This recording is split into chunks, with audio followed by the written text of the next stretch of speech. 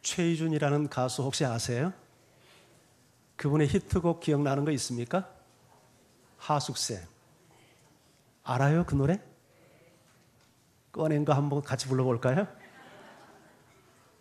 인생은 나그네 길 어디서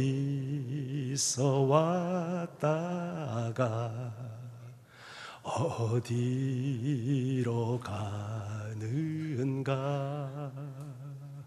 구름이 흘러가듯 떠돌다 가는 길에. 그만합시다. 찬송가는 악보 없으면 못 부르는데 옛날 노래 가사 잘 기억하고 부르네요. 최희준 씨가 하숙생이라는 노래를 통해서 우리 인생이 하숙생과 같고 나그네다 그렇게 표현을 했죠. 나그네가 어떤 사람입니까? 자기 살던 고향을 떠나서 객지 생활을 하는 사람을 나그네라고 그러죠. 다른 말로 여행객입니다. 이게 우리 인생의 삶이죠. 여행을 해보신 분들은 알겠지만 특히 외국 여행 나가다 보면 외국 여행 가면 좋은 면도 있지만 참 많이 불편합니다. 무엇보다도 시차 적응하려면 불편하고 음식 트러블을 또 겪지 않습니까? 입맛이 맞질 않아서 전혀 음식 못 먹는 분들도 있어요. 또 말이 안 통하니까 의사소통이 잘 안 되잖아요. 또 지리를 잘 모르니까 어디가 어딘지 몰라서 가이드의 도움이 없으면 꼼짝 못하고 묶이는 게 여행객의 삶입니다. 그런데 오늘 우리 인생길이 바로 이 나그네길과 같습니다. 그런데 오늘 이 본문 성경에서 시편 저자 다윗은 그러나 여호와 하나님이 내 인생의 목자가 되어 주시면 내게 부족함이 없다 이렇게 고백을 합니다. 우리가 나그네 인생길, 험한 길, 참 힘이 들고 눈물 없이 갈 수 없고 고통 없이 갈 수 없고 한숨 없이 걸을 수 없는 광야 같은 나그네 길이지만 여호와가 내 인생의 목자가 되어주시면 내게 부족함이 없다고 고백하는 거예요. 여호와가 내 인생의 목자다 하는 말에 대한 우리에게는 별로 감흥이 없습니다만은 양을 치는 유목 생활을 하는 유대인들에게 있어서 여호와가 나의 목자라는 말은 굉장한 얘기입니다. 그 사람들은 이런 얘기를 들으면 눈에 눈물이 글썽글썽해집니다. 왜냐하면 양을 알고 목자를 아니까요. 양이 얼마나 연약한 동물이고 목자가 얼마나 성실하게 양을 위해서 돌보는지 그들은 너무나도 잘 알고 있기 때문에 여호와가 내 인생의 목자다 이런 말을 하면 달기똥 같은 눈물을 뚝뚝뚝뚝 흘리는 분들이 굉장히 많습니다.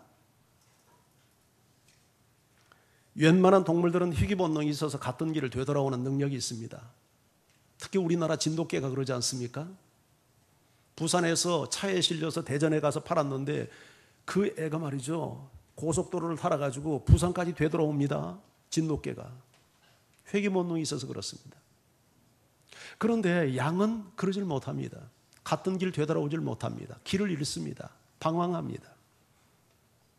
모든 동물은 자신을 보호할 능력이 있습니다. 보호할 능력이 없으면 몸 색깔을 바꿔서라도 자기를 지킵니다. 그럴 능력이 없는 짐승은 보면 죽는 신용을 해서라도 여러분 자기를 지켜냅니다. 그런데 양은 그런 재주가 없습니다. 누가 저기 와서 공격하면 당합니다. 근데 우리 인생이 그와 같습니다. 양과 같은 존재입니다. 영리하고 똑똑한 것 같아도요, 우리 얼마나 실수 많이 합니까? 이게 살 길인지 죽을 길인지 모르면서 덤벼들고 가는 경우들이 얼마나 많습니까? 내 힘으로 막아낼 수 있는 위험 요소들이 삶의 현장에 얼마나 널려 있습니까? 아무리 조심해도 상대방이 와서 들이박으면 어쩔 수 없이 교통사고 당해서 죽는 경우도 생기지 않습니까? 뉴스 들으셨죠? 지난주 목요일 날 하나캐피탈 37년지기 동기생들이 부부동반해서 중국에 여행 갔다가 돌아와서 대구공항에 무사히 착륙했어요.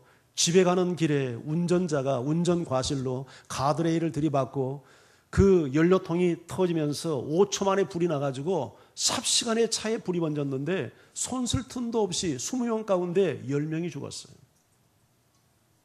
인생이 대단한 것 같아도 참 별것 아닙니다. 이런 위험이 찾아오면 손도 못 쓰고 당하는 거예요. 참으로 광야 같은 세상입니다. 그런데 이 험한 세상을 살아가면서 오늘 다윗은 이스라엘의 왕이죠.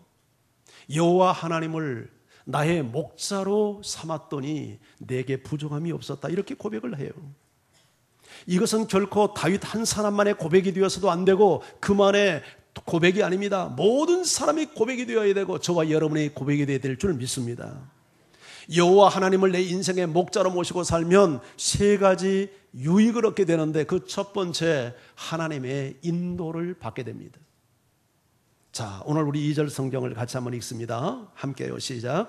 그가 나를 푸른 풀밭에 누이시며 쉴만한 물가로 인도하시는도다. 그가 누구죠? 내 목자 되신 여호와 하나님이 나를 푸른 풀밭에 누이고 쉴만한 물가로 인도하는데요. 여러분, 양에게 있어서 생존의 필수 두 가지 요소가 있습니다. 그건 풀과 물이에요. 양은 풀을 뜯어 먹어야 되고 양은 물을 마셔야 돼요. 더군다나 날씨가 덥고 아주 건습한 팔레스타인 지역에서는 물은 필수 요소죠. 그런데 목자가 양을 생존에 필요한 푸른 풀밭과 물가로 인도합니다. 그냥 풀밭이 아니죠. 풀이 무성한 푸른 풀밭입니다. 그냥 물가가 아니죠. 쉴만한 물가죠. 영어 성경은 잔잔한 물가 이렇게 번역을 했어요. 위험한 계곡이 아닙니다.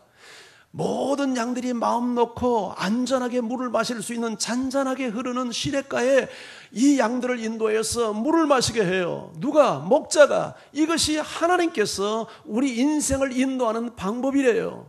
여호와 하나님을 내 인생의 목자로 모시고 살면 여호와 하나님은 내 인생의 삶을 푸른 풀밭으로 잔잔한 물가로 인도해서 우리가 이 땅 위에서 풍성한 삶을 살고 만족한 삶을 살고 내 인생 속에 부족함이 없어서 이 고백을 할 수 있도록 내 영혼과 내 삶을 인도해 가신다는 거예요. 이 인도를 받고 싶지 않습니까, 여러분? 이 인도를 사모하시고 이 인도받는 여러분 모두가 되기를 주의 이름으로 축복합니다. 이런 사람은 절대 인생 후회하지 않습니다. 인생 잘못 살았다고 발등 찍지 않습니다. 내 인생은 부족했지만 최선의 삶을 살았다는 간증을 하게 될 겁니다. 최고의 인생을 살고 풍성한 삶을 살고 부족함이 없는 삶을 살고 나름대로 보람되고 의미 있는 인생이었다고 간증하고 고백하게 될 것입니다. 이 고백은 다윗 한 사람만의 고백이 아닙니다. 여호와 하나님을 내 인생의 목자로 인정하고 모시고 그분의 인도를 따라 사는 모든 사람들의 예외이 없는 고백이 될 수 있습니다. 사람은 내일 일을 모릅니다. 한 치 앞을 내다보지 못합니다. 여러분의 결정이 다 항상 성공이었습니까? 그렇지 않습니다. 심사숙고하고 결정한 일들이 실패로 돌아가는 일들이 너무 많습니다. 내일 일을 모르기 때문입니다. 그래서 인간의 마음속에는 근본적인 두려움이 있습니다. 내가 하는 일 잘 될 수 있을까? 특히 처음 새로운 일을 시도할 때 두려움이 있습니다. 이거 성공할 수 있을까? 왜? 내일 일을 모르니까. 이런 연약한 우리가 전능하신 하나님을 내 인생의 목자로 모시고 그분의 인도를 따라 살면 안전한 인생, 성공하는 인생, 승리하는 인생, 영원한 인생 살게 될 줄 믿습니다. 저는 하나님 앞에 늘 감사하고 삽니다. 왜 감사하냐면 예수 믿게 된 게 그렇게 감사합니다. 우리 집안 피가 그렇게 좋은 피가 아닙니다. 우리 집안 종자가 그렇게 썩 좋은 종자 집안이 아닙니다. 우리 아버지를 알고 우리 어머니를 알고 우리 형제들을 제가 알지 않습니까? 예수 믿기 전에 우리 아버지가 어떻게 살았고 예수 믿기 전에 우리 어머니가 어떻게 살았고 예수 믿기 전에 우리 형들이 어떻게 살았는가를 제가 알고 있습니다. 불행하게 살았습니다. 고통스럽게 살았습니다. 만약 제가 예수 믿지 않았다면 저 역시 그런 환경을 벗어나지 못했을 것입니다. 그런데 제가 예수를 만났습니다. 하나님의 인도를 받았습니다. 제가 목사가 됐습니다. 목사의 삶이 그렇게 수월한 삶은 아닙니다. 그렇지만 제 안에 감사가 넘치는 삶입니다. 왜냐하면 우리 하나님께서 내 인생을 푸른 풀밭으로 인도하시고 쉴만한 물가로 인도하셔서 내 삶에 부족함이 없다고 저 역시 다윗처럼 고백할 수 있는 삶을 저도 살아왔기 때문입니다. 시편 34편 9절 10절에서 다윗은 이런 고백을 계속합니다. 너희 성도들아 여호와를 경외하라. 그를 경외하는 자에게는 부족함이 없도다. 젊은 사자는 궁핍하여 줄일지라도 여호와를 찾는 자는 모든 좋은 것에 부족함이 없으리로다. 여러분, 여기 두 번이나 부족함이 없다는 말을 반복합니다. 누가 부족함이 없다고 말합니까? 여호와를 경외하라. 여호와를 경외하는 자에게 부족함이 없으리로다. 아멘. 우리가 왜 하나님을 믿습니까? 하나님을 믿으면, 여호와를 경외하면 여호와께서 내 영혼에 만족을 주시고 삶에 만족을 주시기에 우리가 부족함이 없는 삶을 살아가는 거예요. 젊은 사자가 궁핍하여 줄이는 한이 있어도 여호와를 찾는 자는 모든 좋은 곳에 부족함이 없으리로다. 아멘. 제가 전도 축제 때마다 소개하는 한 여인이 있습니다. 제가 너무너무 잘 아는 여인입니다. 그녀는 결혼을 해서 많은 자녀를 낳았습니다. 9남매나 되는 많은 자녀를 낳았습니다. 그런 말이 있잖아요. 가지 많은 나무에 바람 잘 날 없다. 그녀는 자식들 때문에 유난히 더 많은 눈물과 고통의 삶을 살아야 했습니다. 그리고 그 고통을 잊기 위해서 술과 담배로 고통을 잊으려 했습니다. 술이 들어가면 그녀는 웁니다. 그냥 울지 않고 가슴을 뜯어내며 웁니다. 가슴에 멍이 있는 거예요. 한이 있는 겁니다. 서방복 없는 년, 자식복도 없어. 구성지게 그렇게 울면서 노래를 합니다. 그랬던 그녀가 하나님을 만났습니다. 그 동네에 교회가 들어오면서 교회를 나가게 됐습니다. 교회를 나가면서 얼마 지나지 않아 인격적으로 그 여인의 목자 되신 하나님을 만나게 됐습니다. 하나님을 만난 그녀는 급격하게 삶이 변화되었습니다. 하나님처럼 의지했던 술과 담배를 끊었고 열심히 교회 다니며 예배하는 여인, 기도하는 여인, 전도하는 여인이 되었습니다. 그녀의 눈물은 찬송이 되었고 그녀의 탄식은 기도가 되었습니다. 하나님께서 마음의 평안을 주시니까 몸도 좋아졌습니다. 예수 믿기 전에는 술로 세상을 사니까 몸이 꼬쟁이처럼 말랐습니다. 그런데 몸이 나기 시작을 합니다. 언젠가 그녀가 점을 쳤는데 점쟁이가 70도 못 돼서 죽는다고 예언을 했는데 하나님께서 은혜를 베풀어서 94세가 되도록 장수의 복도 누렸습니다. 우리 성도들은 제가 지금 누구 얘기하는지 압니다. 제 어머니입니다. 제 어머니예요. 예수 믿기 전에 술과 한탄과 인생을 저주하며 이렇게 인생을 살았던 어머니였습니다. 50대 중반에 하나님을 만나서 그 모든 탄식과 눈물이 기도와 찬양으로 변하고 하나님의 몸된 교회를 섬기고 충성하다가 10년 전에 하나님의 부름을 받아 가셨습니다. 하나님께서 저희 어머니의 삶을 푸른 초장과 쉴 많은 물가로 인도했습니다. 우리 어머니 예수 믿지 않았으면 70도 못 돼서 죽는다는 점쟁이의 예언이 그대로 성취됐을 것입니다. 그런데 하나님을 만나니까 운명이 바뀌었습니다. 하나님을 만난 모든 인생의 운명이 그렇게 변합니다. 패럴 동계올림픽에서 스키 타는 선수가 있습니다. 앞을 보지 못하는 시각장애인이 스키를 탑니다. 이게 상상이 되겠습니까? 앞을 못 보는 사람은 평범한 길을 걷는 것도 힘든데 눈 위에서 경사길을 스피드를 내면서 달리는 스키를 앞을 못 보는 장애인이 스키를 탑니다. 어떻게 그것이 가능하냐면 그 앞에서 스키를 타면서 소리로 안내하는 소위 스키 가이드 러너가 있기 때문입니다. 영상을 한번 보시면 이해가 됩니다. 영상을 한번 보여주시죠. 여기 조금 다른 경기를 하는 이들이 있습니다. 자신보다 타인을 더 믿는 경기, 앞서가는 이보다 뒤따르는 이가 승패를 좌우하는 경기. 이들은 시각장애 스키 선수와 가이드 러너입니다.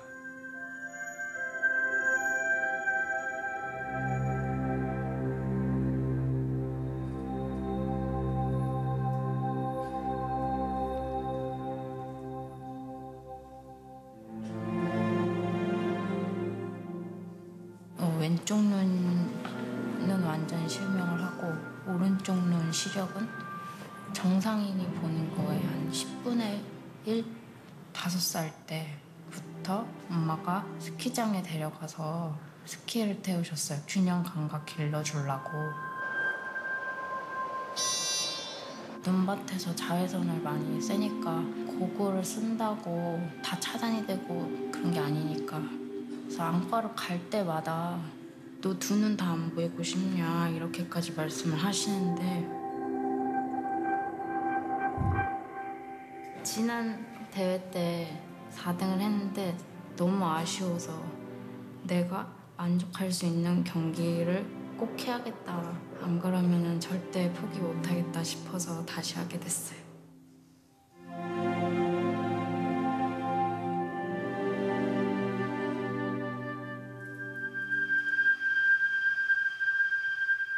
선수 생활은 12년, 13년 국가대표가 되는 게 꿈이었고 최종적으로는 이제 메달을 따는 게 큰 대회 가서 메달을 따는 게 꿈이었습니다.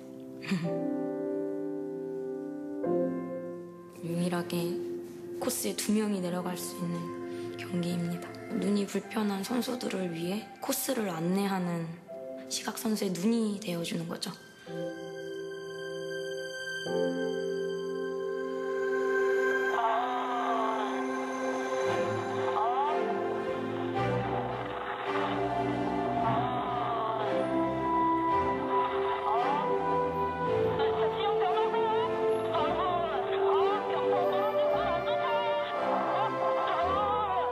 만날 때마다 뭔가 나랑 잘 맞겠구나. 저는 그래서 혼자 뛰는 것보다는 좋아요. 둘이 하고 있어서.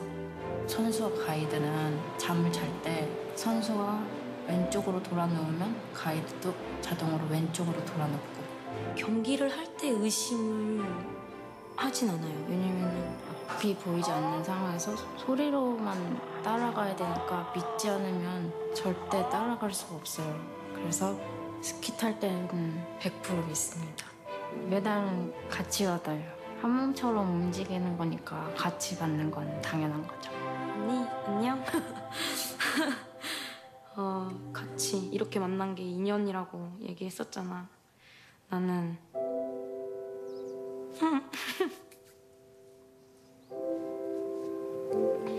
선수 생활 끝나도 언니랑 계속 같이 만나면서 계속 이렇게 좋은 사이로 남고 싶어.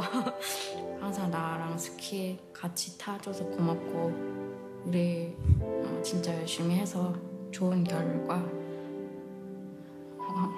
꼭 내자. 고마워.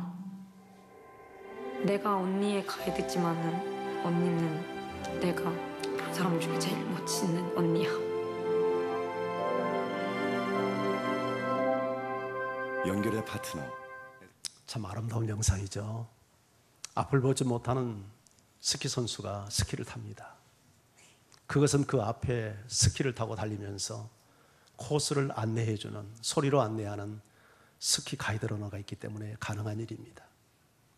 여러분, 우리 하나님께서 우리의 삶을 저렇게 인도해 가신다고 지금 약속하고 있는 것입니다. 실질적으로 이스라엘 백성들을 하나님은 그렇게 인도했습니다. 우리 출애굽기 13장 우리 말씀 같이 한번 읽어볼까요? 21절에서 22절 한 목소리로 같이 읽습니다. 시작. 여호와께서 그들 앞에서 가시며 낮에는 구름 기둥으로 그들의 길을 인도하시고 밤에는 불기둥을 그들에게 비추사 낮이나 밤이나 진행하게 하시니 낮에는 구름 기둥 밤에는 불기둥이 백성 앞에서 떠나지 아니하니라. 이스라엘 백성들은 400년이 넘도록 애굽이라는 나라, 지금 이집트에 가서 노예 생활을 했습니다. 하나님의 은혜로 자유를 얻고 해방이 되어서 광야를 통과해서 지나가는데, 광야라고 하는 것은 낮에는 살인적인 더위가 밤에는 추위가 교차되는 환경입니다. 전골과 같은 맹독성 곤충들이 살고 불뱀이라고 부르는 독사들이 이글거리고 때로는 적들이 공격해오고 먹을 양식도 마실 물도 그리고 가야 할 길도 없는 이 광야길. 그런데 하나님께서 그들을 친히 앞서 가시며 낮에는 구름 기둥으로, 밤에는 불 기둥으로. 구름 기둥을 통해서 그 살인적인 더위를 막아주시고 불 기둥을 통해서 추위를 막아주며 그들을 인도했다라고 이야기를 합니다. 우리 스키 선수 양재림 선수가 그 전적으로 100% 믿는다고 그러잖아요. 자기를 인도해주는 그 스키 가이드 러너의 안내를 100% 믿고 따라간다는 거예요. 이것이 여호와 하나님을 믿고 따라가야 될 우리의 반응이어야 되지 않겠습니까? 하나님께서 내 삶을 명확하게 인도해 가시기 때문에 그 하나님의 약속의 말씀을 따라가면 우리 삶이 최고의 인생, 부족함이 없는 인생, 푸른 불밭과 쉴만한 물가로 인도받는 인생이 된단 말이죠. 그래서 다윗은 이런 고백을 합니다. 시편 48편 14절에서 이 하나님은 영원히 우리의 하나님이시니 그가 우리를 죽을 때까지 인도하실 것이라. 아멘. 여호와 하나님이 우리의 영원한 하나님이니 우리가 죽을 때까지 우리를 인도해 가신다는 거예요. 다윗은 계속해서 3절에서 이런 고백을 합니다. 자, 이 말씀을 우리 또 같이 읽습니다. 시작. 내 영혼을 소생시키시고 자기 이름을 위하여 의의 길로 인도하시는도다. 여기 두 가지 메시지가 들어있죠. 우리 영혼, 내 영혼을 소성시키시고 다시 회복시키시고 자기 이름을 위하여 의의 길로 인도한대요. 내 영혼을 소생시키는 하나님입니다. 우리가 험한 세상 살다 보면 우리가 정신적인 우리가 낙심이 될 때가 얼마나 많습니까? 사람이 환경이 힘들어서 힘든 게 아니라 마음이 힘들어서 힘들 때가 얼마나 많아요. 마음이 절망해서 인생을 포기하는 사람들이 얼마나 많습니까? 우울증으로 여러분 인생을 포기해버린 사람들이 얼마나 많아요. 정신의 문제예요, 마음의 문제예요, 영혼의 문제예요. 그런데 내 삶을 인도하시는 여호와께서 우리 영혼을 낙심시키지 않도록 소생시키신대요. 할렐루야.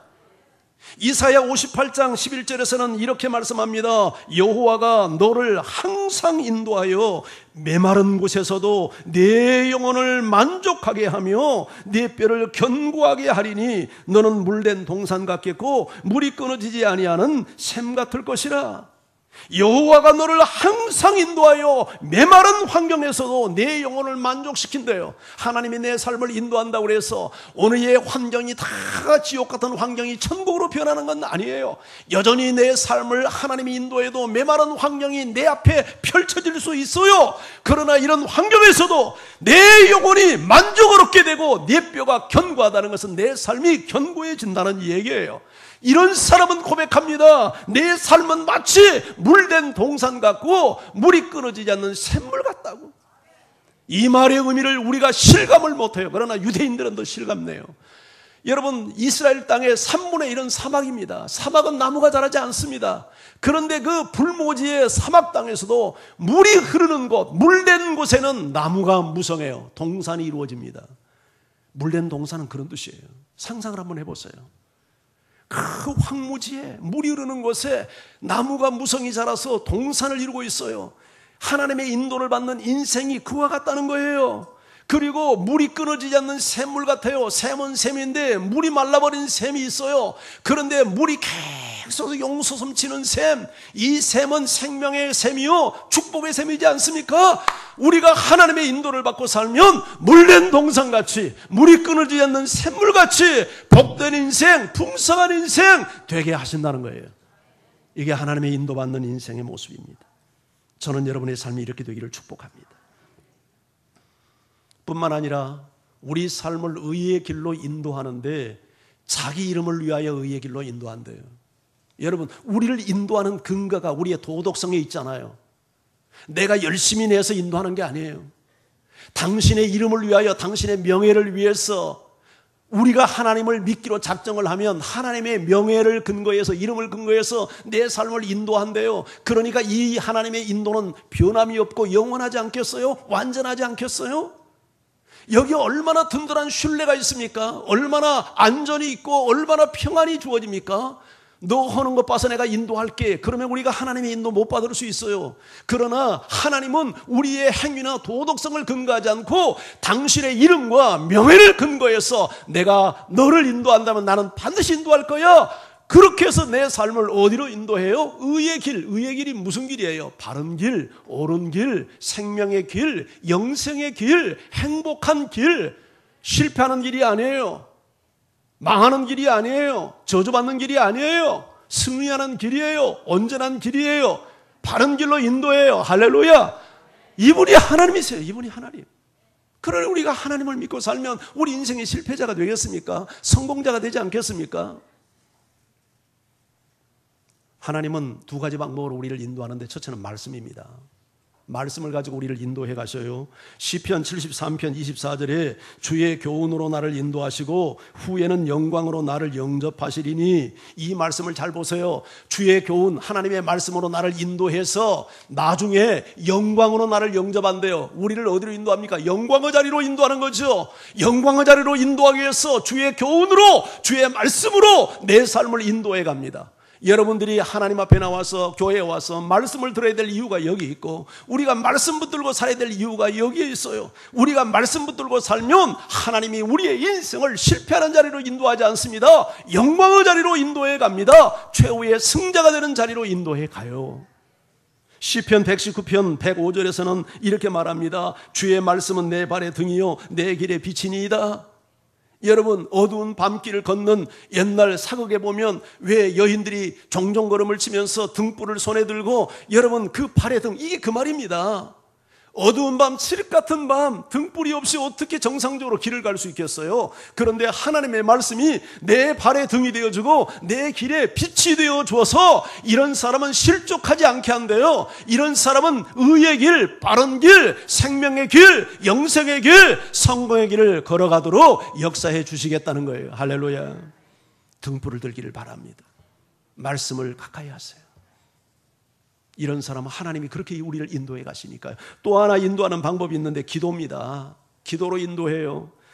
사무엘상 23장 2절에 보면, 이에 다윗이 여호와께 묻자와 이르되 내가 가서 이 블레셋 사람들을 치리까? 여호와께서 다윗에게 이르시되 가서 블레셋 사람들을 치고 그 일날을 구원하라 하니, 이게 무슨 말이냐면, 이 다윗이 한때 망명 생활을 하면서 그 일라라고 하는 성읍에 거주했어요. 그런데 다윗과 그 일행이 일이 있어서 그 일라 성읍을 떠난 사이에 블레셋이라고 하는 사람들이 와가지고 그 성을 약탈해 가는 사건이 일어났습니다. 이때 다윗이 하나님께 묻습니다. 하나님, 제가 블레셋을 뒤쫓아가서 칠까요? 하나님께 뜻을 물었어요. 그랬더니 가서 쳐라. 그래서 뒤따라가서 그 일라를 가서 구원했다는 내용이에요. 하나님이 우리의 삶을 어떻게 인도합니까? 기도를 통해서 인도합니다. 말씀과 기도의 두 가지 도구를 통해서 우리의 삶을 의의 길로, 바른 길로, 생명의 길로, 성공의 길로 인도해 가셔요. 그래서 우리가 하나님의 인도를 받으려면 말씀의 등불과 함께 기도의 삶을 살아야 되는 거죠. 여러분들이 신앙생활을 잘 해야 될 이유가 여기 있는 거예요. 자, 여호와 하나님이 내 인생의 목자가 되어주면 첫째 내 삶을 인도하시고, 두 번째는요 내 삶을 보호해 주십니다. 보호해 줘요. 자, 우리 4절 성경을 같이 한번 읽습니다. 함께요. 시작. 내가 사망의 음침한 골짜기로 다닐지라도 해를 두려워하지 않을 것은 주께서 나와 함께 하심이라. 주의 지팡이와 막대기가 나를 안위하시나이다. 내가 비록 사망의 음침한 골짜기를 다닌다 해도, 죽음의 골짜기죠. 해받을 것을, 어떤 공격받을 것을 두려워하지 않는 것은 주께서, 여호와가 나와 함께하고 계시고 여호와가 주의 지팡이와 막대기를 가지고 나를 안위, 나를 보호해 주시기 때문에 사망의 음침한 골짜기를 통과해도 내가 해받음을 두려워하지 않는데요. 이스라엘의 목자들이 양을 인도할 때 풀을 뜯기기 위해서 들판을 걷다 보면 골짜기를 통과하는 경우들이 있습니다. 그런데 그 골짜기는 맹수들이 사는 곳이에요. 그래서 양을 공격합니다. 그런데 양들이, 그 유약한 양들, 자기를 방어할 능력이 전혀 없는 무기력한 양도 사망의 음침한 골짜기, 맹수가 공격하는 그 골짜기를 지난다 해도 해받을 것을 두려워하지 않는데요. 왜요? 가장 전능하고 유능한 목자 되신 여호와 하나님이 나와 함께하고 계시고, 목자의 손에는 두 가지가 들려 있습니다. 지팡이와 막대기. 이건 서로 기능이 달라요. 지팡이는 어떻게 생겼냐면 우리 노인들이 짚는 끝이 구부러진 지팡이에요. 끝이 구부러진, 요게 목자의 손에 들려 있고, 또 하나는 막대기가 들려져 있는데 막대기는 몽둥이입니다. 기능이 달라요. 이 지팡이를 가지고 하는 일이 뭐냐면 양을 인도해요. 양이 곁길로 가면 지팡이로 툭툭 쳐서 이리 와 이렇게 합니다. 양이 혹시 웅덩이에 빠지거나 어떤 위험한 골짜기에 빠지면 지팡이 고리로 가슴을 건져서 이렇게 끌어올립니다. 지팡이는 양을 인도하는 도구입니다. 그러나 막대기는 맹수를 공격하는 몽둥이입니다. 양을 공격하기 위해서 맹수가 달려들면 이 막대기를 가지고 몽둥이를 가지고 맹수를 후려칩니다. 이게 목자가 양을 안전하게 보호하는 도구예요. 그런데 우리 하나님께서 비록 우리의 삶이 죽음의 골짜기와 같은 이 험한 세상을 살아간다 해도 해받을 것을 두려워하지 않을 것은 주께서 친히 나와 함께하고 계실 뿐만 아니라 이 지팡이와 막대기를 가지고 나를 안전하게 인도하고 원수의 공격들을 결박해 나시기 때문에 우리가 보호받는다는 거예요. 할렐루야. 요새 언론은 우리에게 많이 겁을 주고 있습니다.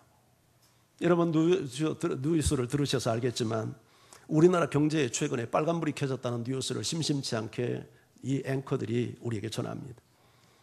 그도 그럴 것이 정부가 금년 들어서 4번째 경제성장 목표를 하향 조정했습니다. 이 나라의 경제가 지금 생각대로 잘 되지 않는다는 겁니다. 한 번도 두 번도 아니고 경제 수치 목표를 4번이나 다운을 시켰어요. 그만큼 세계 경제가 어렵고 우리나라 경제가 어렵습니다. 엎친 데 겹친 격이죠. 게다가 최근에 우리나라 경제를 이끌어가는 삼성과 현대가 지금 수출 부진으로 굉장히 어려움을 겪고 있습니다. 우리 다 아는 갤럭시 노트 7 사태, 배터리가 계속 과부가 걸려서 폭발하는 사건이 일어났습니다. 그래서 전면 생산을 중단하고 지금 전체 판매를 중단해버려서 단종을 했습니다. 야심작으로 내놓았던 거거든요. 이거 만약에 세상에 내놓으면 대박 터뜨린다고 생각을 했던 거거든요. 그만큼 이 갤럭시 노트 7은 그야말로 어떤 좋은 기능을 갖고 있는 그런 작품이었는데 이 배터리 문제가 생긴 거예요. 이것 때문에 7조나 되는 엄청난 경제 손실을 경험해야 했고 삼성 여러분 주식 24조가 날아갔답니다. 현대에서는 계속해서 노조 파업으로 그런 상황에서 불량품이 여기저기서 발견되면서 수출이 금년에만 14.3%가 줄었어요. 우리나라의 경제를 이끌어가는 두 쌍두마차에 빨간불이 켜지면서 한국계의 정체 어두운 먹구름을 들이우고 있습니다. 이런 뉴스를 들으면 참 우리 마음이 답답합니다. 두려운 마음이 듭니다. 이로 인해서 얼마나 많은 실업률이 증가되고 있습니까? 청년 실업률 최고입니다. 30, 40대가 직장을 얻지 못해서 전전긍긍하고 있습니다. 북한은 계속해서 남한과 우방 세력의 그 수많은 경고에도 불구하고 계속 핵개발을 해납니다. 미사일을 계속 개발합니다. 미국의 핵 억제 정책을 비웃기라도 하듯 계속해서 5차까지 핵실험을 했습니다. 인내심의 한계점에 도달한 미국이 선제 공격을 검토하고 있습니다. 만약에 선제 공격을 한다 치면 이 한반도 땅에 어떤 사태가 벌어질지 아무도 예측 못합니다. 참 두려운 환경으로 우리의 환경들이 내몰리고 있는 것을 보게 됩니다. 의학이 발달하지만 질병의 증가율을 따라잡지 못합니다. 우리 교회 안에도 보면 이런저런 불치의 질병, 암으로 고통받는 지체들이 있습니다. 여러분, 그러나 이런 환경 속에서도 여호와가 내 인생의 목자가 되어주시면 사망의 음침한 골짜기를 지난다 할지라도 해받음을 두려워하지 않을 것이라고 선언합니다. 아멘. 이 고백이 당신의 고백되기를 주의 이름으로 축원합니다. 여호와가 내 인생의 목자 되어서 내 삶을 인도하고 내 삶을 보호해 주시면 사망의 음침한 골짜기, 죽음의 골짜기를 통과한다 할지라도 내가 해받음을 두려워하지 않을 거예요. 신명기에 이런 말씀이 나옵니다. 신명기 1장 31절. 광야에서도 사람이 자기 아들을 안는 것 같이 너희의 하나님 여호와께서 너희가 걸어온 길에서 너희를 안으사 이곳까지 이르게 하셨느니라.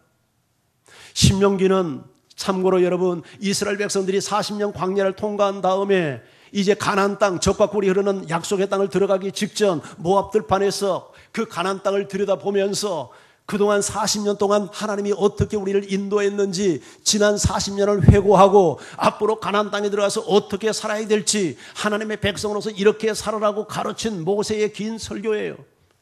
그런데 1장 31절이니까 설교 초도 아닙니까? 지난 날을 회고합니다. 광야 40년 동안 하나님이 어떻게 우리를 인도하는 줄 알았니? 사람이 자기 아들을 품에 안은 것 같이 하나님께서 너희가 걸어왔던 위험이 많고 고통이 많았던 이 광야 40년을 품에 안고 여기까지 이르게 하셨어.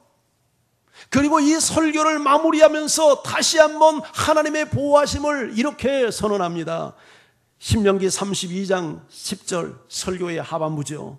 여호와께서 그를 황무지에서 짐승이 부르짖는 광야에서 만나시고 호위하시며 보호하시며 자기의 눈동자같이 지키셨도다. 아멘. 여호와께서 황무지 짐승 소리가 부르짖는 위험한 광야에서 우리를 만나주시고 호위해주시고 보호해주시는데 자기 눈동자를 지키는 것처럼 지켜주셨대요. 사람의 신체 중에 가장 예민한 부분이 눈동자입니다. 눈동자를 지키기 위해서 우리 눈꺼풀이 하루에 3만 번씩 깜빡거리면서 눈을 보호합니다. 그런데 우리 하나님께서 당신의 백성을 지키는데 눈동자를 지키는 것처럼 자기 눈동자를 지키는 것처럼 그렇게 하나님의 백성들을 지켰대요. 여러분, 하나님께서 당신의 눈동자를 지키는 것처럼 당신의 백성들을 지켰다면 안전하지 않겠습니까? 여기에 진정한 보호와 만족과 안전이 있지 않겠습니까? 우리가 하나님을 내 영혼의 목자로 모시고 살아야 될 이유입니다. 여러분 자신 믿을 수 있습니까? 여러분 통장 믿고 살 수 있습니까? 하나님이 불어버리면 한순간에 날아갑니다. 여러분 건강, 운동한다고 건강 지켜집니까? 하나님께서 불면 한순간에 건강 날아갑니다. 하나님이 지켜야 합니다. 하나님이 날 보호해야 합니다. 그래서 여호와를 내 인생의 목자로 의지하고 살아야 합니다. 마지막 세 번째, 여호와가 내 인생의 목자가 되어주시면 우리를 위로해 주십니다. 자, 5절 성경을 같이 읽습니다. 5절 시작. 주께서 내 원수의 목전에서 내게 상을 차려주시고 기름을 내 머리에 부으셨으니 내 잔이 넘치나이다. 주께서 원수의 목전에서 내게 상을 차려주시고, 이 상은 상급이 아닙니다. 이 상은 잔치상, 밥상입니다. 원수가 보는 앞에서 상을 차려주신 것은 위로입니다. 승리하는 자에게 주신, 하나님을 의지하는 자에게 주신 하나님의 격려입니다. 격려의 상, 위로의 상, 승리의 잔치상을 차려주겠다는 거예요. 지금까지 하나님은 목자였습니다. 그런데 여기서는 선한 마음을 가지신 잔치집 주인의 모습으로 하나님을 비유하면서 하나님은 원수들의 공격이 있지만 그 앞에서 우리가 평안하게 우리가 여러분 정말 연회를 즐길 수 있도록 잔치상을 마련해 주겠다는 거예요. 얼마나 놀라운 하나님의 위로와 만족을 약속하는 내용입니까? 뿐만 아니라 기름을 그 머리에 붓는데요. 여러분 이것은 우리 문화에서는 쉽게 이해되지 않습니다. 그러나 유대 문화에서는요, 땀이 많이 흐르고 냄새가 나기 때문에 들어오는 손님들에게 향수를 뿌립니다. 향수를 뿌려서 냄새를 제거해줘요. 이것은 당신을 환영합니다. 당신이 귀한 분입니다. 이런 표시예요. 하나님께서 그 인생에 기름을 불어서 그 인생을 환영해주고 내가 너를 존귀히 여기노라 말씀해 준다는 거예요. 그래서 내 잔이 넘치나이다 만족한다는 거예요. 하나님께서 원수의 목전에서 잔치상을 베풀어 주시고 내 머리에 기름을 부어 주시니 내 잔이 넘치나이다. 내가 만족하나이다. 내가 풍성한 인생을 살았나이다. 하나님 감사합니다. 이 고백이에요. 여호와 하나님을 나의 목자로 모시고 살면 하나님께서 이런 은혜 여러분에게 주십니다. 할렐루야. 하나밖에 없는 외아들을 잃어버린 엄마가 있었어요. 엄마가 쓰러졌습니다. 인사불성이 됐어요. 병원에 실려갔습니다. 목사님이 신방을 갑니다. 그러나 할 말이 없습니다. 이 세상에서 사람이 당하는 고통 중에 최고의 고통이 자식을 땅에 묻는 어머니의 고통이라고 합니다. 악을 쓰다가 졸도하고 악을 쓰다가 졸도하고 병원에 쓰러져 있는데 목사님이 가셔서 할 말이 없는 거예요. 왜냐하면 그 여인의 고통을 목사님도 알기 때문이죠. 그래도 신방을 갔는데 그냥이 어떻게 오겠습니까? 그래서 자매님, 제가 말씀 한 구절 읽겠습니다. 그리고는 오늘 성경 시편 23편을 조용히 읊조렸습니다. 여호와가 나의 목자시니 내게 부족함이 없으리로다. 그가 나를 푸른 초장에 누이시며 쉴만한 물가로 인도하시는도다. 내 영혼을 소성시키시고 자기 이름을 위하여 의의 길로 인도하시는도다. 내가 사망의 음침한 골짜기를 지난지라도 해를 두려워하지 않을 것은 주께서 나와 함께 하심이라. 주의 지팡이와 막대기가 나를 안위하시나이다. 주께서 내 원수의 목전에서 내게 상을 차려주시고 기름을 내 머리에 부으셨으니 내 잔이 넘치나이다. 내 평생의 선하심과 인자하심이 정녕 나를 따르리니, 반드시 나를 따르리니 내가 여호와의 집에 영원히 거하리로다. 이 목사님의 시편 23편 낭송을 조용히 듣고 있던 부인은 흐르는 눈물을 닦아내고, 목사님 알겠습니다, 고맙습니다, 힘을 내겠습니다. 목사님이 선포해주는 하나님 말씀을 통해서 여호와를 내 인생의 목자로 만나고 나의 위로자로 만났던 것입니다. 시편 103편 5절도 다윗의 고백입니다. 이런 고백을 합니다. 좋은 것으로 내 영혼을 만족하게 하사 내 청춘을 독수리같이 새롭게 하시는도다. 나옵니까? 네, 화면에 왜 문제가 생겼나요? 그냥 들으시기 바랍니다. 신경 쓰지 마시고. 좋은 것으로 내 소원을 만족하게 하사 내 청춘을 독수리같이 새롭게 하신다. 여러분, 하나님은 좋은 것으로 우리 마음의 소원을 만족시켜 주시고 청춘을, 우리의 삶과 젊음과 우리의 인생을 독수리같이, 왜 독수리입니까? 독수리는 새 중의 새입니다. 힘의 상징입니다. 그래서 옛날 고대 로마, 1000년의 세월을 다스렸던 로마가 국기에 독수리가 그려져 있습니다. 지금 세계 최강의 나라인 미국 대통령 문장, 오바마 대통령 나올 때 연설할 때 앞에, 강대상 앞에 한번 보십시오. 독수리가 앉아 있습니다. 독수리는 힘의 상징입니다. 그런데 여호와 하나님을 내 인생의 목자로 모시고 살면 독수리를 새롭게 하신 같이, 독수리의 강한 힘으로 새롭게 한 같이 우리를 새롭게 하시겠다는 거예요. 다윗의 고백은 오늘 본문 6절에서 계속됩니다. 여러분의 성경을 가지고 계시죠? 6절에 이렇게 말씀하죠. 내 평생의 선하심과 인자하심이 반드시 나를 따르리니 내가 여호와의 집에 영원히 살리로다.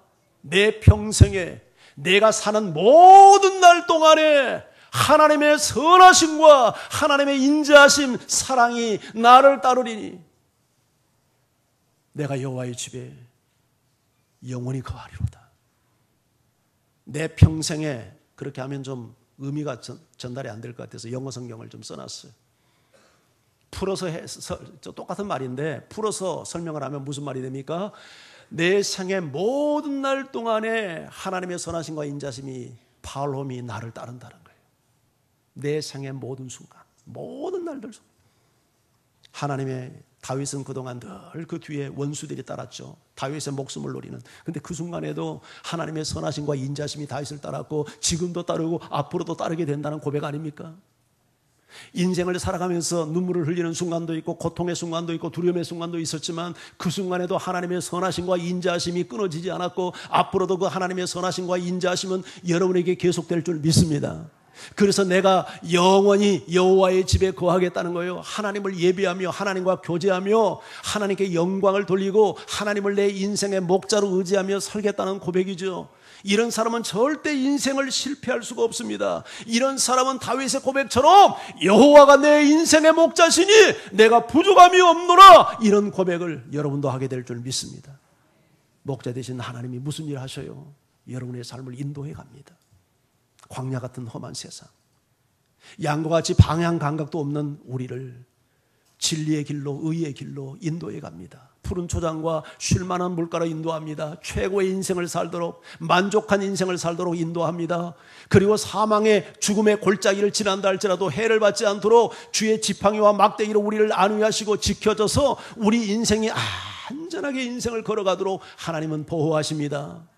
그리고 원수의 목전에서 상을 배설해 주시고, 그리고 우리 머리에 환영의 기름, 축복의 기름, 정규의 기름을 부어주셔서 내 잔이 넘치나이다 위로해 주신단 말이죠. 오늘도 예수님 안에서 하나님을 내 인생의 목자로 모시고 이런 복을 누리는 여러분 다 되시기를 주의 이름으로 축원합니다. 우리 같이 찬양하면서 주 앞에 나갑니다.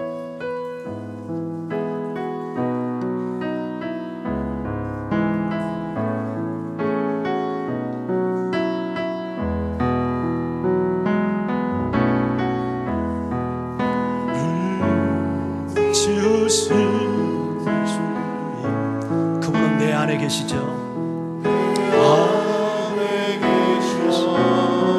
처음부터 우리의 삶은 그분에게 있었습니다. 처음부터 내 삶은 그의 손에 있었죠. 그 이름 아시죠? 내 이름 아시죠. 내 모든 생각, 내 모든 생각도 내 흐르는 눈물 그분이 닦아주실 겁니다. 그가 닦아주셨죠. 그는 내 아버지, 그는 내 아버지. 난 그분의 소유, 난 그의 소유. 내가 어딜 가든지 내가 어딜 가든 그분은 절대 우리 떠나지 않을 거예요. 날 떠나지 않죠. 내 이름 아시죠? 내 이름 아시죠. 내 마음의 생각도 내 모든 생각도 우리가 아버지를 부를 때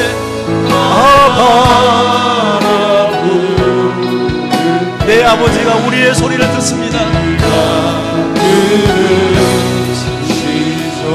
내 이름 아시죠? 다시 한번 고백해요. 내 이름 아시죠. 내 모든 생각도 내 모든 생각도 내 흐르는 눈물 내 우리 주님이 닦아주십니다.